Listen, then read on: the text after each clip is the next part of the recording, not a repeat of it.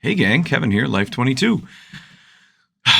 So normally you guys get beautiful, lovely morning day from me. See, the beginning of your day normally starts out with, some local news, some gossip, some drama. And this morning we don't really have that. No, today is more of like a self-help Mondays, which might be part of the show. I'm not running out of topics. I just want to do more research before I present them to you. Like the tiny homes and things like that, I broke it up into three parts. I left out parts that I specifically said I had to do more research on. That came back with more. So there is some ongoing local stuff that's happening, and I want to make sure that I get my research done before I make any presentation, even if it is in parts. But and so maybe it's not garbage day. Anyways, maybe as a part of the show, since shows always evolve, right? Like same with characters, same with people. Um, let's make Mondays more of a like, hey man, it's dreary Mondays, but let's get our head in the game. Okay, so life is precious. Life is short, and that's why today's podcast is going to be pretty short. Also, I'm burning the wick at both ends, so just I got to get the kids ready for school here shortly. Um, so yeah, so making it brief, just like life, you need to savor it, you need to enjoy it, and you also need to be productive, right? Like, what kind of life do you want to have if you don't work hard and and then you don't get fruits from your labor, right? So like, if you don't labor, you're not going to get any fruits. So and to have a very fruitful life, you're going to want to have to labor, right? And in order to to be more productive in your laboring, that's so I just want to start this week off with just a few principles in life that have become known to me and more put into use and practice. And just keeping them in the back of my head on like a regular basis. And in the last couple of years, these have been phenomenal. So you're waking up, it's Monday morning, you want to get to work, you want to bang out all your tasks. Maybe you have a honey-do list when you get home from your first day of the work week, and you're just like, man, I need to become more efficient. So keeping a couple of these principles in the back of your head are always just reminding yourself, like, man, I wish I could get more done this week. And just constantly thinking about, man, how can I get more done this week? And then thinking about these principles. So one of them is more of a put into practice. It's the 80-20 rule, as most people refer to it, right? It's Pareto's principle. So Pareto's principle pretty much says um, that 80% of your outcomes are going to come from 20% of causes, the vital few, right? So that's essentially the 80-20 rule, right? Just like any software that you use at work, any tools that you use, right? Let's say you have a handy dandy device that you use at your job, apparently your Blue's Clues.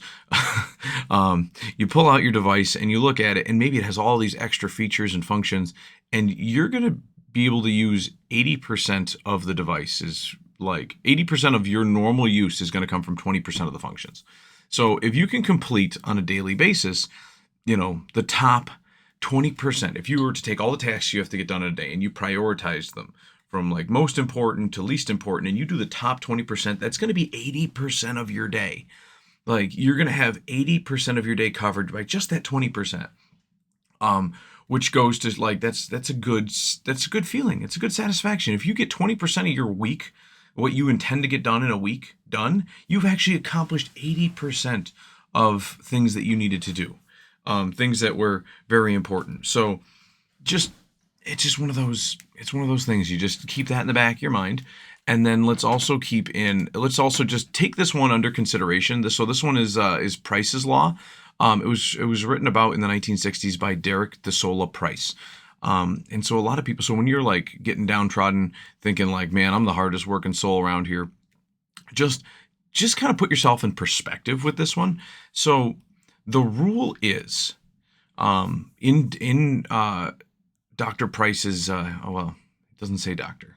I mean, he might be a doctor. I'm assuming if you're writing laws, you should be a doctor, right? So, anyways, Derek Price's law comes from he analyzed the publications of scientific papers and found a quantifier of social loafing. In the research, he found that roughly the square root of the number of people in an organization perform 50% of the work. So Price's law states that as the group gets larger, exponentially less and less people do half of all the work. So while the growth of the overall organization becomes linear or stays linear, the amount of people doing the work is the square root of the total number. So that actually, no, wait a minute. Sorry. While the number of people doing the work stays linear, but the group is growing exponentially. That's what it is. So they give you little charts here. If you were to Google, it shows you social loafing. I guess I'd have to get the definition of social loafing. I'm guessing that means people loafing around, people just kind of like laying on the backs of others. So let's see here, numbers of employees and then people doing 50% of all the work. So yeah, I wish you could scale in with that. So there are nice little charts here. I might even share. I'll put the link in the description below that shows you this. So it's kind of handy. So you're at like maybe 100 people in an organization, and the square root of that is doing all the work. And I always get yelled at by certain people that watch the show because they don't like watching me do math, because they say, they call me a magic R word. So 100 people in your group, and we'll do the square root of that. That means 10 people are doing 50% of all the work, right? And it doesn't always have to be at the top, all right? So just that it's not specifically spelled out in the article, but you got to remember that wheat rises to the top. So, and the chaff floats, or the chaff, well, does chaff float? No, I think wheat floats. Yeah, see, I'm using analogies I'm not familiar with the actual processes of. So, as that article, so while you're at 10% of the people now, right? And then let's say you upgrade the group to 1,000 people. You've got a nice, tenfold increase, right? So the square root of 1,000 people is 31.62. So you've got about 31 to 32 people in that group of 1,000 now doing 50% of all the work. So while that number is increasing linearly, the group is increasing exponentially. So it just tells you. So, and then like in these charts that you're going to see, if you do follow the links, they're going to show you an incompetence to number of competence to number of employees. So the competent number stays linear, and then they're declaring it incompetent number of employees. So like to the number of employees, it actually grows exponentially. So you got to think, because that's 31 divided by 1,000 is like 3%. Versus before it was 10%. So significantly, the percentage is decreasing on the number of competent people. So if you start to think about those things and then say to yourself, man, I'm going to be part of the competent people. And then there's degrees of competence, and there's degrees of productivity, and there's degrees of all these things, right? So if you strive to be the most competent, the most productive, you are going to have a very successful life. You are going to generate a lot of fruits from your labor. And that said, it's not going to exclude you from any bullshit that there is out there. But I mean, it might be a good way to look at your Monday. So you're waking up Monday morning, you say, well, I'm not putting myself in the incompetent category. The exponential number of people that are out there, right? The meek will inherit the earth. Competence. I'm going to be in the competent category. So I'm going to be doing a lot of work. I'm going to be getting it done. I'm going to bang it out as fast as any other employee, regardless of the cost. And sometimes those costs are you get razzed by other people. Maybe you're in a union position and people are like, hey man, you need to stop working so hard because you're making the rest of us look bad. And you get a lot of social pressure about, how hard you're working. And it's like, you know what, but even if you're working hard, like if you're doing it all the time, it seems like you're putting forth minimal effort after a certain period of time, because it just becomes normal, right?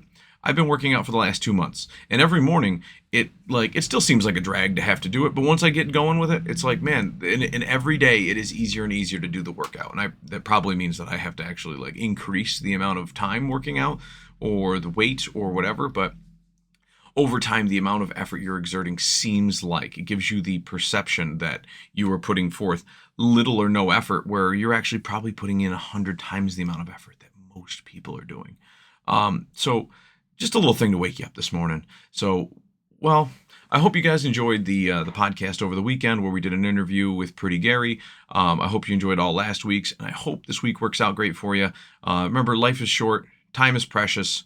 We're only here for a limited amount of time, and so take some of these principles to heart and take them with you into the world. Put them in your tool bag, and just go kill it out there, man. Just do a good job. Go bang it.